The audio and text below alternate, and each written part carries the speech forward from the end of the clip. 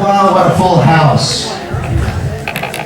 My name is David Park. I'm the director of the Brain and Mind Research Institute here at the University of Ottawa. Thank you all for coming to the fourth day of Brain Health Awareness Week, which started on Monday. Today is obviously about concussion injury. Hopefully there's enough seats for people, but if not, you can hopefully sit in the aisle as well. So, just a few thoughts before we start, and I introduce our Master of Ceremony for tonight. Number one, we're doing a little bit differently.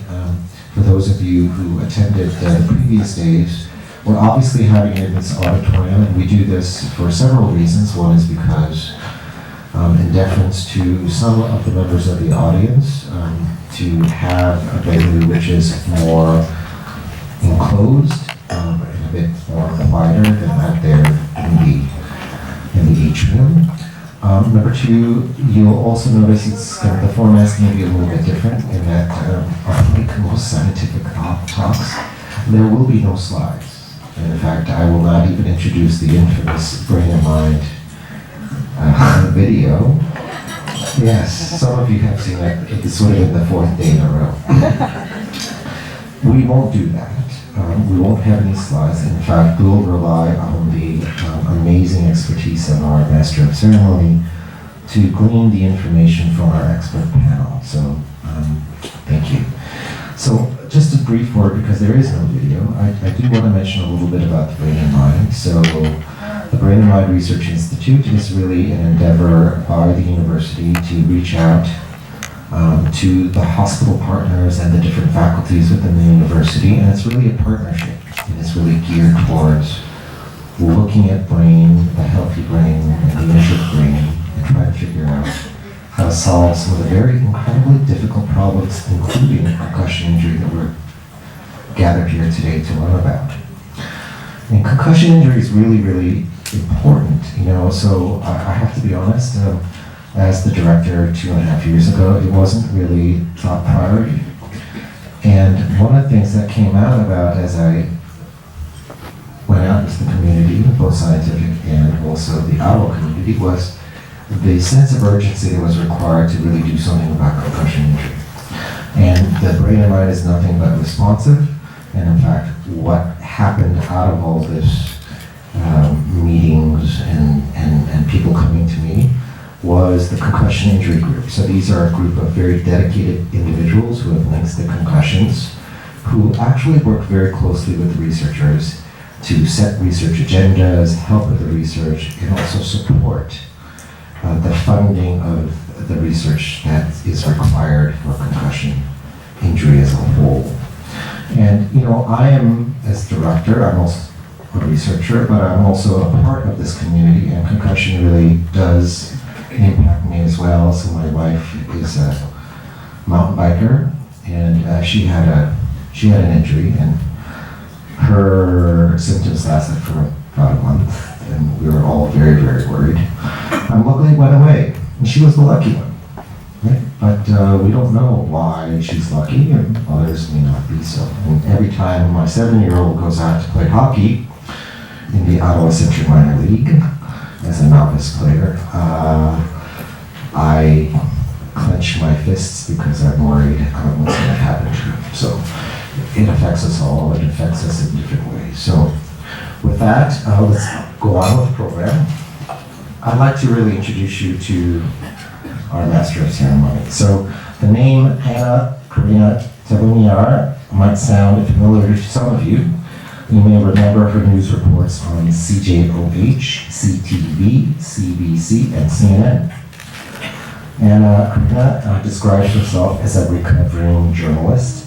She is a filmmaker and the host of the award-winning current affairs show Canada in Perspective, which really examines issues through the lens of disability and aging. So, ladies and gentlemen, I'm very proud to introduce our Master of Ceremonies for tonight, Anna Karina. Merci beaucoup et c'est mon plaisir d'être ici avec vous ce soir. I'm just going to give 2 seconds to boot up here. So David said that he's doing away with slides for a new format. Well, I brought slides. It's mostly of my kids and my dog. I'm just kidding.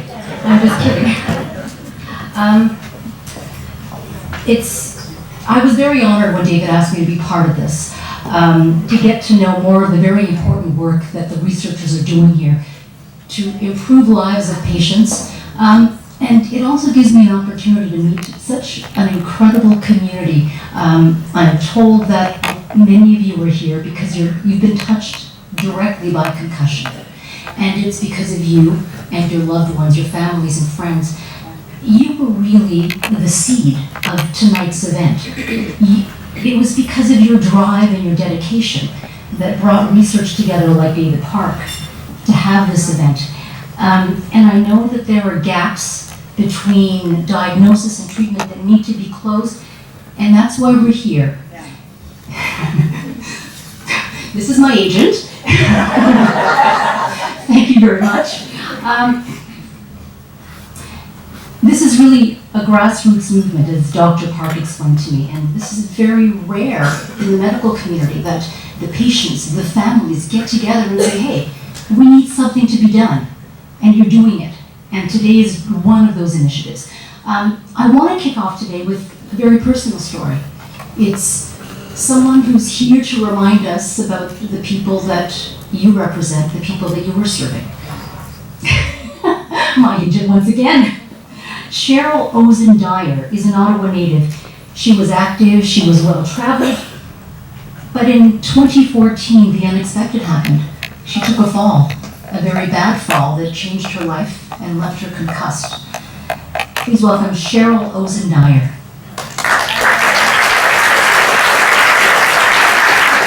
Cheryl, how are you feeling today? A little nervous. Physically, how are you feeling? Physically, today was a pretty good day. I do feel today headaches and dizziness, a little bit of nausea today, but in general, this is a fairly good day for me. I'm really glad that it was a good day and you were able to come join us. Thank you for having me. What were some of the biggest challenges that you faced while you were recovering? Well, I'm still actually facing a lot of difficulties. There's still lots of headaches that I have on a daily basis. Sorry, this is very personal. It's the first time I've spoken publicly. But it's really necessary because people have to know how your lives change. They change on a dime, and your whole life is just shut down. So lots of difficulties getting through most of them. But there is, like you mentioned, a gap in the services, and that's why I'm here tonight, is to tell you my story and to wait 2.5 years after being concussed to get group therapy is just, in my mind, it's just not right. What did you do in the 2.5-year gap time? How did you cope? Sometimes I did, sometimes I didn't. I went to some very dark places. But I had my husband and my amazing friends that were there behind me, supporting me every step of the way. They're here today. And without them, without their shoulder to cry on, I don't think I would have made it through. Apart from your friends and your very supportive spouse, who else or what else gave you the support that you needed?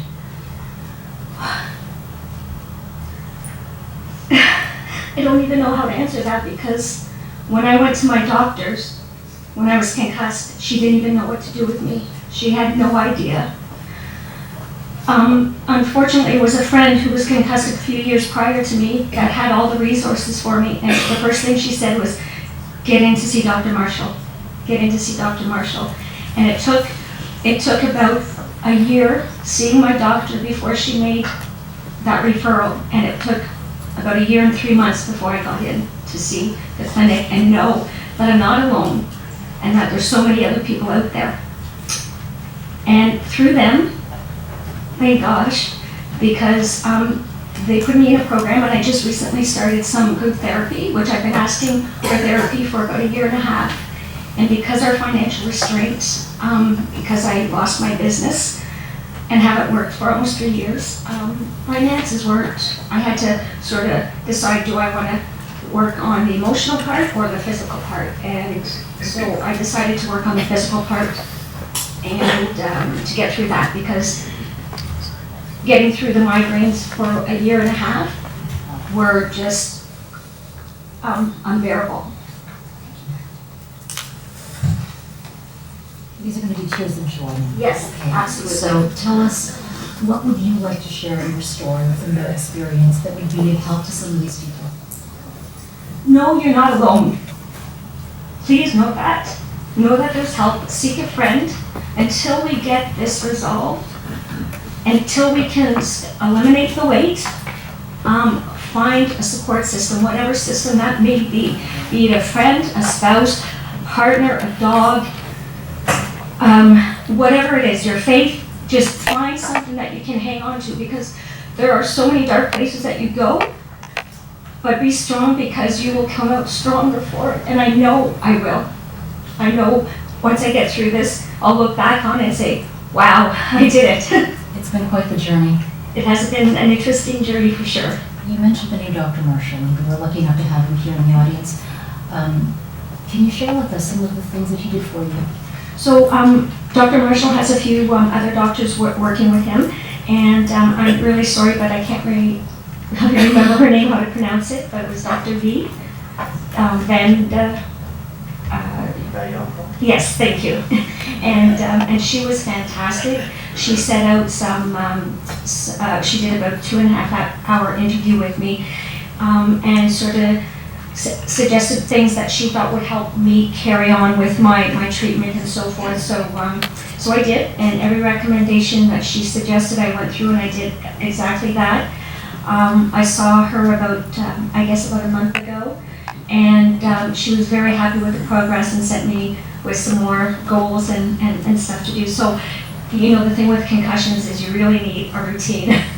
And I'm just learning that. I'm learning to create a routine for myself, to pace myself. That's a big thing. I'm not sure if you've heard of pacing. I know pacing well. Okay, so pacing is so important, and I'm learning that. I know what I can do. I knew today was just a little bit, so I can make sure that I was here. And I have to thank you, because I realize that to come to an event like this is a lot. There's a lot of overload on your senses, and I know that you must have had to rejig your entire day, perhaps even your week, just to be here.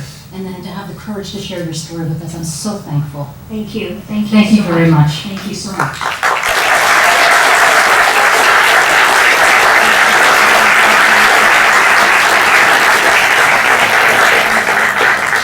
Thank you again, Cheryl. So Cheryl's story tells us that concussion can hit anybody at any time, anywhere. There is no single test to determine who will be concussed for how long and how severely. Another issue, as Cheryl mentioned, is the lag time. And that's the name of tonight's event. It's eliminate the wait. And that has an impact on the patients and also the doctors. And we have a guest who can give us both of those perspectives. Dr. Don Chow is a physician with the National Hockey League. His subspecialty is spinal and orthopedic trauma surgery. Welcome, Dr. Chow. Thank you, and I'm so happy to see you in fine form today. For those of you who may know Dr. Chow and who follow the news, he was involved in 2 very high-profile motorcycle accidents. Let me get back on track here. What did that do to your brain? Well, really scrambled. The first accident was in 2010, and I was just going up to the emergency. They called me and said, "Don, we've got somebody for you to see here in emergency. We hear that you're covering for Dr. so-and-so." I said, "Yeah, so just for the 1 hour I'm covering for him while he watches his kid do some soccer." So on the way up, a car turned left in front of me, and So you were on your motorcycle? I was on my motorcycle in 2010, and that one, there's a few things that happened which, when I look back retrospectively, I was in a coma for at least a week or so, and in a way that may have actually saved me for a lot of things, just because, number one, the worst thing about head trauma is that your body automatically wants to, as they say, fight or flight to, Right. I gotta protect myself, I gotta run, I gotta get out of here or whatever. And sometimes that may actually be one of the things that leads to your brain leading to longer problems. That's where I think that if you can shut it right down, and being in the NHL, that's what we do now for these hockey players. As soon as they get a concussion, it's almost like we know, all the other players on the bench know he's had a concussion. Everybody at home knows. His mother who's watching the TV knows he's got a concussion. So what we now have done with what we call awareness is that they will actually know that they've got to shut it down. They got to get their pressure down. They got to get all the things done that we didn't know way back when. And I think just the fact that we have a room full of people that are looking out for awareness and you're able to teach other people about what has happened, that's so important. Yes. Now, for so, awareness. so this is you, Dr. Don Chow, the physician talking. I want to hear the patient's perspective. So you had not one, but you had two very serious motorcycle crashes. I want to just take you back to that second one.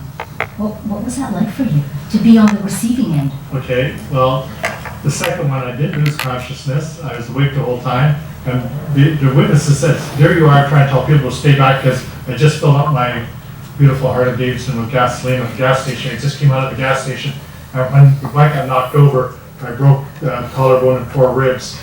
And I got a little bit of a bump at that time as well. A little bump on your head? Is that how you describe it? That's the doctors are looking at concussions, right? Because you got to remember, I'm a trauma surgeon, so I've seen the ones that have to fracture skulls. I've seen the ones that have the big hematomas, and Right. the sad part was. This is what happened to these other people that you normally see, but what happened to you? What happened to you with that little bump? Well, I think the one thing that is you want to, again, it's almost like you're trying to do all the things that is in what I call fight or flight that boils up in you.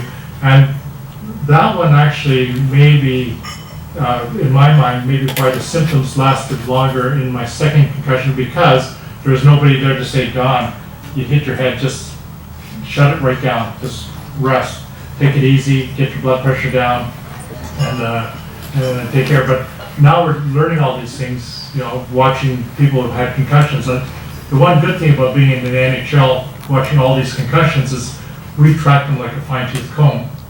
And if we don't, the media does. Who And was tracking you, Don? well, basically, I suppose an expert in concussion who happens to be my partner with the NHL, Dr. Mark Ober, who's actually written some papers with some of the experts in the world on concussion. And we have these papers known as the consensus of concussion research. And so he's one of the guys that, knowledge is so important. Once you have knowledge, if you know that behind that door is a scary monster with an axe up, then you say, well, I better not open that door. So when you know what it is you're dealing with, you don't have those fears that if you didn't know what was behind that door. Did And you so have the capacity at the time to know that? I think actually that I did, because so much of that we see every day. Like, we had so many concussions in the NHL on our teams that basically when you say the word concussion, maybe at one time it would have scared me, that word, but it doesn't scare me anymore because you've seen 100 of them. So it's kind of like we open 100 doors and you see a bunch of these scary guys behind 100 doors. They're not so scary after a So while. it wasn't so scary for you becoming the patient for a change? No, it was more frustration, probably because doctors are the worst patients and you want to get back to doing stuff.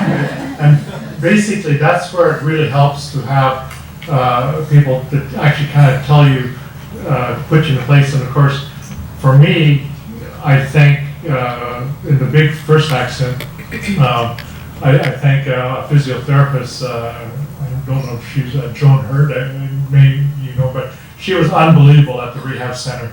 And of course, just like the last patient, Dr. Marshall, basically also kind of kept track of me there. And once you have the confidence that, I think everybody here, if you know that your doctor is good and is really trying to take care of you, it gives you that that well-being that you don't worry. And nobody worries more than doctors, because we know that in our medical class, half of the guys finished in the bottom half of the class. That's reassuring.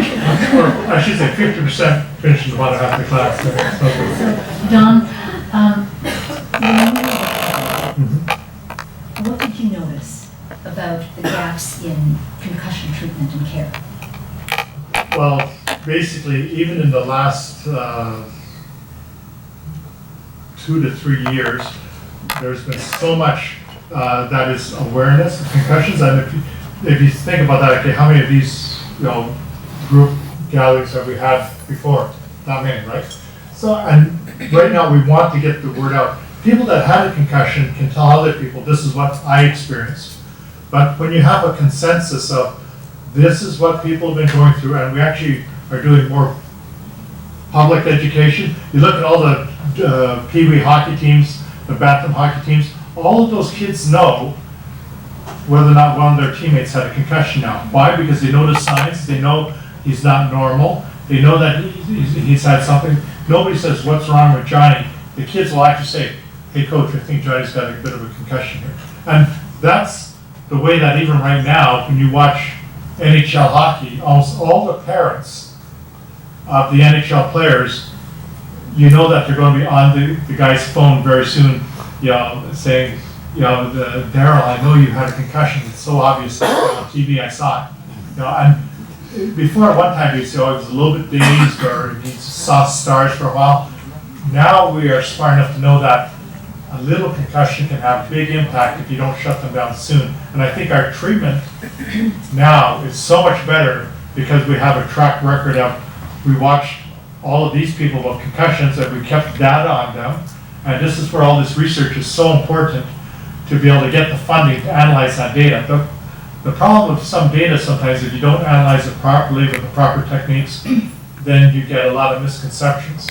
So I'm hearing from you two things. Big strides have happened over a very short period of time in concussion treatment, and one of the big components is awareness. So you mentioned awareness and then data gathering.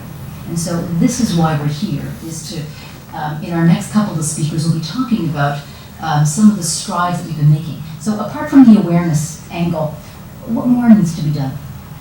Well, basically, right now we know that rest is the basic thing to do, and that's what gets us through. So anybody here who's had a concussion, you know that the most important thing was the rest to kind of shut the brain down. But do we have to go to zero rest, or is a little bit good? Like, where's the research on that? Like, that's where all of this will be done. And for everything in science, when you answer one question, you make 2 more questions or 3 more questions. And so at least we're asking the questions now, and we're solving a few of them, but boy, there's a ton more out there. Like, all we can tell our players is it will go away. How long will it go away? Is there anything that might make it go away faster? Like, if we check how well your oxygenation of your brain is, have we done that yet? Like, maybe that's going to be one of the things in the future that will be the key to the difference of you can make it last 7 days or make it last 7 months. Like, maybe it's got something to do with that. We don't know yet. So There's a whole bunch of questions out there. Oh, absolutely. It's still a big frontier to Yeah. explore. Don, thank you so much. Thank you very much.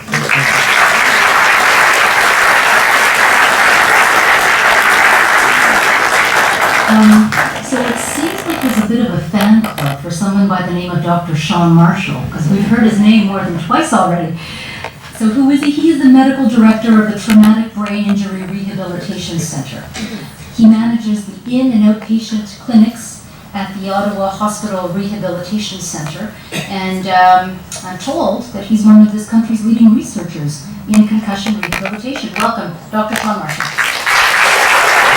So you see a lot of concussed patients, and sometimes they've been waiting for years to see you. Well, I do see a lot of concussed patients, and unfortunately there is a wait, and I think that's part of the problem that's happened. And I can say that, as you can tell, I've been around for a little while, and I can also say that the wait's getting longer as concussion awareness has increased, and as it's become more broadly known that unfortunately for the minority of concussion sufferers, that they actually can have persistent symptoms. And I think that some of the research that's led to showing that, one, concussion can can last beyond the typical 1 week or whatever that we believe the symptoms last for longer. And that people actually having a concussion or a brain injury, these symptoms can persist and affect people. So I think that's led to us, the system, not catching up to the need. So when you say that some of these symptoms can persist for years, I mean, for what, are we talking years? Well, ideally, you always hope not, but certainly, as many will test in the room, that it can persist for years and for months. I think the vast majority, and we're speaking to individuals who often have had concussion with prolonged symptoms. Typically, they do 90% of the population, 85 to 90%, do get complete recovery. And some patients I see have had concussions before, but this was the concussion that kind of affected them longer term. Right. And it can. And there are patients who are suffering for a year on end. Yes, and I think the stat is something like 1 in 4 people who suffered a concussion will have long-term effects. 1 in 4 will have longer term effects, and whether that lasts definitely beyond years, but I think certainly beyond that one time period we thought that everyone would be better within 1 month. I think that it's good research connects to that. And we also know, just from talking to our 2 previous concussion patients, that when you have such a severe, complex injury, it has so many ripple effects on your life, your family, your business, your ability to work. The brain's complex, and I Yes. think that's why we have Brain Awareness Week at the end of the day. Yeah. It runs, the brain is, we treat it, simply, but at the end of the day, it runs our emotions, it runs our physical abilities, it runs our cognition abilities, and it runs our ability to communicate and our behavior. And all of these things are affected by concussion, in essence, a brain injury. So certainly it's complex. And then there's, just like with any injury, there's the need to return, to recover, to return to what we do. And that's the challenge. I think we've heard that today, but there's a delay in that. And one of the key elements is identifying in the first place. And that was a challenge. We go back 20 years ago, and I can tell you, it wasn't consistently seen. And even now, I think as Dr. Chow will find out, the person who's least likely to know they have concussion is the person with the concussion, because the day's confused. Yeah. And also, particularly in sport, they want to play. And then the other thing is, as this goes on, we've learned that one, to identify, and now, the hard part is consolidating that diagnosis and then treating it. And that's where we're all at, trying to find out that information. What more specific information would you like to find out? We don't want to know the natural progression. I want to know what treatments are effective, ones are not effective. And that's where we need research, we need trials, we need natural history. Patients want to get better. They'll do what can be effective. And it's not as simple as one thing will cure all. Many patients I see, I think as well described earlier, have multiple symptoms. So they have headaches, they have fatigue, they have balance difficulties. These come from our testing actually screening for concussion. And these are things that we need to look at. How do we help patients progress with that? Just like we do with any other disease or condition. And what's different about this is that for many other diseases, there is a test. And I guess there's more assurance about how long the symptoms will last, how speedy recovery might be. How far away are we from a test for concussion? I think that's the $1 million question. I think that there are the ways of screening it. There are some experimental protocols we can do. There is certain types of experimental type of imaging that can show concussion. So for instance, diffusion sensor imaging and these sorts of things. There are typical protocols to do that, and they won't show if the concussion occurred earlier because that will resolve. And interestingly, often patients don't always present right away with a concussion. And as I often say to my patients, I have many patients come to see, I didn't go because one, in our healthcare system, when you're having a concussion or a headache, often you're waiting for hours in an emergency room, and when you have a concussion and a headache, probably not where you want to be. So I think often things do get later on diagnosed, or you come to realize that, and that's a common story or theme that I hear. Interesting. In the research that you do, give us an idea of what you're working on now.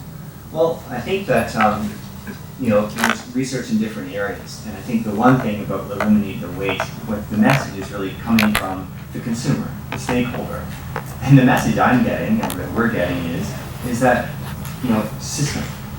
How do we address the system to care for patients, to get education, to get awareness, to get treatment, I think getting group therapy so that others can know that they're suffering. We have many people in the audience tonight. I have many patients who feel like they're doing this alone.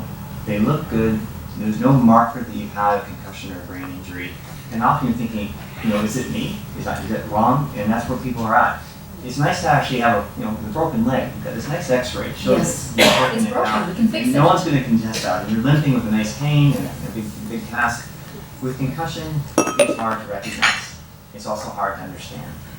So I think that those are some of the problems we face. I really liked the comparison that you gave us. So much early on in your career, I mean, concussion was, what is that? People didn't know how to recognize it. So where are we today compared to, say, 2 years ago? Well, where we are today through great work with others, is one, recognizing that concussion does exist and that a brain injury is something. And if you go through the history, this has been debatable for a century. We're also where we are today, and frankly, through media, through Sidney Crosby, the fact that symptoms can persist. Okay, and I think that there are people who don't get total recovery from concussion, because that was the expectation. And what we need to do is identify that, see how it's affecting individuals, and look at how can we treat these new problems. And we need to do research to do that, and that's where we're going. And what would be your utopia? What would be your ideal? I think the ideal is having the answers of what's effective treatment, but my ideal is having timely treatment, so people aren't waiting. All right, eliminate the wait. That's why we're here. Dr. Shawn Marshall, thank you for being here.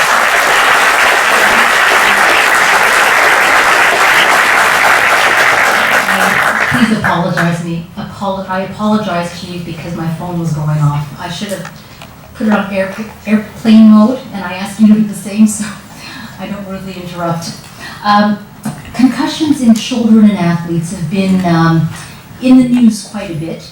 It's been getting a lot of attention. One Ottawa researcher is leading the development of a national research program on concussion in young people. He specializes in pediatric brain injuries and identifying the signs of post-concussive syndrome. Ladies and gentlemen, please welcome Dr. Roger Zemek. Okay, first off, what is post-concussive syndrome? So post-concussion syndrome is a constellation of symptoms that persist, what we say, 1 more or longer.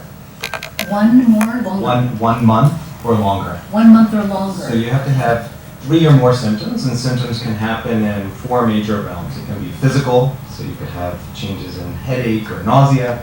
Okay. They could be emotional. They could be thinking problems, or even affect your sleep. So it can affect any of those realms. And if you have 3 or more of those that are lasting more than a month, we say that you have PCS for short. PCS, okay. Thank you for coming through CHEO. We were discussing earlier that on an annual basis, the CHEO emergency room sees about 1,000 Yes, so children with concussions every year. so we're Shawn, and Dr. Marshall is a adult specialist who sees them after they've been sick for years or months. I see them when they've been sick for minutes or hours, because I'm a pediatric emergency doctor at CHEO, and our statistics show that we see about 1,000 kids each year with concussion, on average between 3 or 4 a day. And how do they tend to present themselves if there is a mold? That's the thing, there is no mold. Every patient is different. Even every child who's had 1 concussion, their second concussion may be different than their last. That's what makes it so challenging, and that's what makes it complex. Yeah. Do you think the rise in the incidence is due to awareness? I do. I don't think kids are less clumsy or more clumsy than they were 20 years ago. Parents are dropping their babies? And I don't think people are doing more risky activities or more risky behaviors that are leading to concussion. I think it's the media attention, the awareness. Look at all the number of people of you in the audience. Right? Okay. This would not have happened 10 Okay, years so ago. when you see a child who's been concussed, what is the standard course of treatment, if there is one? So that is one of the things that we're hoping to tackle with our research. One of the things that I did as part of my research is develop the guidelines for pediatric concussion and management. And we looked at we got a team of 30 experts from around the world that came to Ottawa. We wrote these guidelines.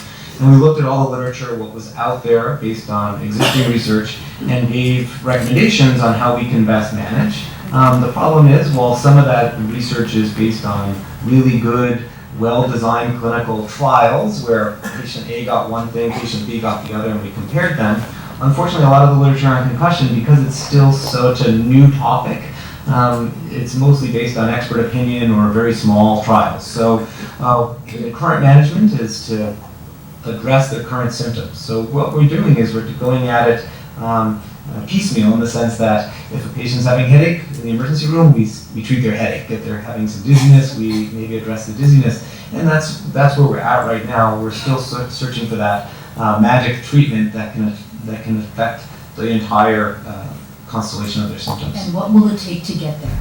Well, I think we need more investment in research. That's one of the most important things. We now have a much better sense of the awareness of the problem.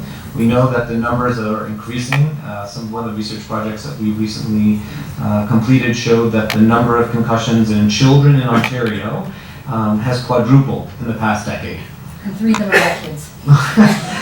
And so we know that this is a common problem. It's one that we need to address, and we're taking the steps to design research projects to address that. One of the things that we talked about earlier was, could we predict who's going to have that? And I actually led the largest study in the world in kids on concussion, which we published recently, which shows that we do have a better way of predicting who's going to go on to have symptoms that last a month or more. And we compared that, our little score that we developed, to how doctors did on their own, and our score does much better. Because the patients are so complex, it's hard to know, and it's hard to identify that pattern. So who are the concussed kids who tend to do worse? So there's no magic picture, or there's no magic blood test or anything like that yet. What we do have is what their symptoms are and what their history is and what our physical exam is. So we have, in our research, we were able to, in studying over 3,000 children for over a 3-month period, we were able to, using the data that we collected within a couple hours of their injury across 9 emergency departments in Canada, we're able to come up with a list of 9 different symptoms and signs and past medical history and physical exam findings that we can then add up a point total. And the minimum number of points we have is 0, and the maximum is 12. And then based on the number of points, we know whether they're low risk, medium risk, or high risk for going on. The hope is we can now take those children that we think are high risk and start saying, here's the medicines that we are going to give you, and in your case, the benefits may outweigh any of the potential side effects that you might have with these treatments. And this is what you'd like to get to. That's what we hope, right? Yes. The goal is to then be able to target those kids who are at the highest needs of having the symptoms that last a month or more, targeting those children for new experiments, experimental therapies, such that we can hopefully prevent them having to have a wait, because we've been nipping it in the bud before that gets to that point. So far, what I've heard is that there seems to be 2 courses of action. Shut it down, shut the brain down, lots of rest, and waiting. Is there anything else? Well, I think this is I always liken it to Goldilocks.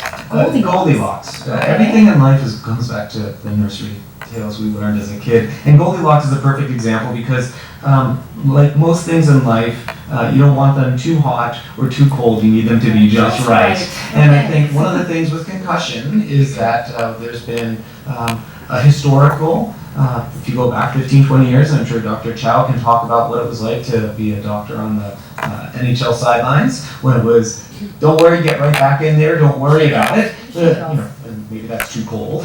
And then you do the other end of the spectrum, where you hear about people sitting in a home jail for months, and they've now removed themselves from social interactions. They're not getting any fresh air. They're not doing the things that they want, need, and love to do. And that might be also the other end of that Goldilocks spectrum. So one of the things that we're starting to research is, what's that just right? What is the rest that gets them, the brain, prioritized to recovering itself, but still also re-engaging them, so they don't get into a cycle where they are not doing the things that they need, want, and love to do. This has been fascinating, and I know that, I don't know about you, but I could talk and ask lots and lots of questions, but I'm being very conscious of the time. So I know that all of our doctors are going to be available outside a little bit later for any more questions that you may have. So thank you so much. So before I sign off, we've got some closing words from Dr. David Park. Thank you so much, Anna. I just want to thank all of you for being here.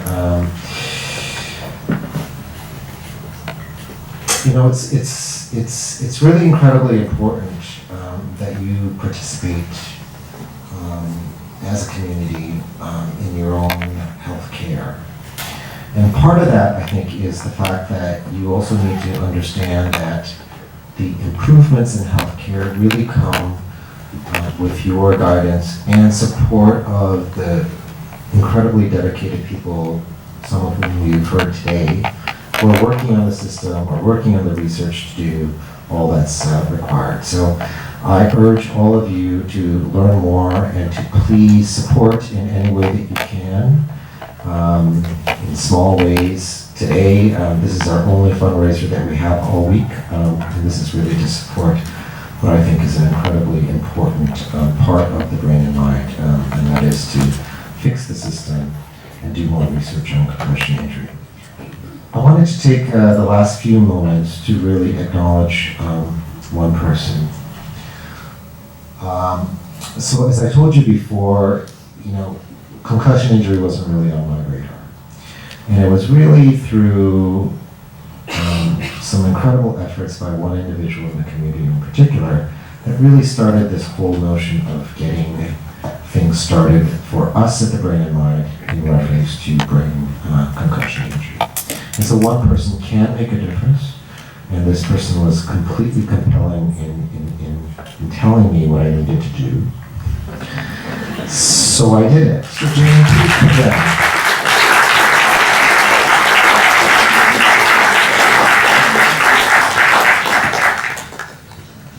Most of you know Jane's story, but what's incredible to me is even with all the things that she had experienced and some of the stories that we've heard from others about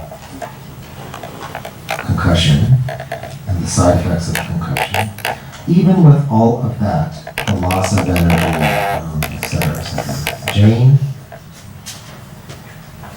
was tireless and incredibly sharp in how she not only indicated to me what I needed to do, but actually how to get there. And so I wanted to really thank Jane, and we wanted to thank Jane from all of us in the community, in the concussion injury group, at the Brain and Mind Research Institute, and at the university and the hospital. So thank you very much. And just a small token in recognition of what you've done for the community and for the effort. It's amazing, so thank you. Well, thank you so much. That was very unexpected. I'm glad I wore a suit. But just coming to an event like this, I know there's many concussion patients here and the people that spoke. So I'm very dizzy right now because there's a lot of people, movement, sound. So my husband has to walk me down at this point. But I'm so glad I'm here, and I'm so glad for the work of the Concussion Injury Group, Dr. Marshall, Dr. Zenek. We have just world-leading experts here, and thank you for all this great work and for having this week. And I really am touched at this, but really it did take a whole community, and I can't take all the credit for it. So.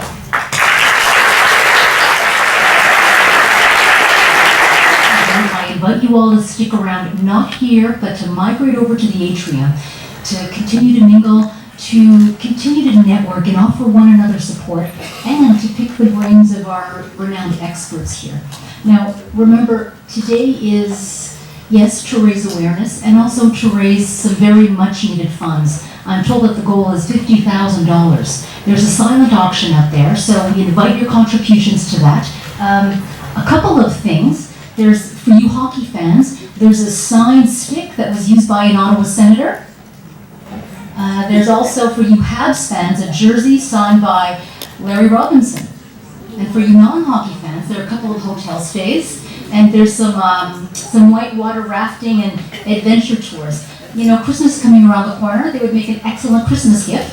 So the silent auction is one way that you can help donate. Two other ways. At the front of this room, there were little cards with a website. So when you get home, you can even do it now on your smartphones. Click on the secure website and make your contribution. If you have your checkbooks handy, scratch out a check. Go see Dr. Park, and he and his colleagues would be happy to accept it, and they can tell you where all of your contributions are going for the much needed research and support for concussion patients and their families. So that is it for me. I thank you for spending your Thursday night, part of it with us, and continue and enjoy the rest of the evening. Thank you.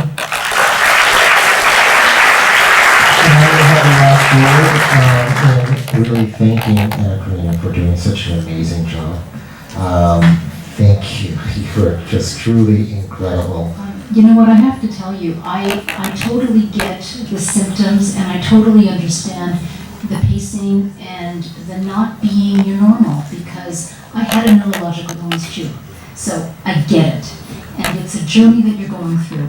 And you have one another. And you have some wonderful support and some research that's being done right here in our community. Thank you for inviting me. Thank you so much.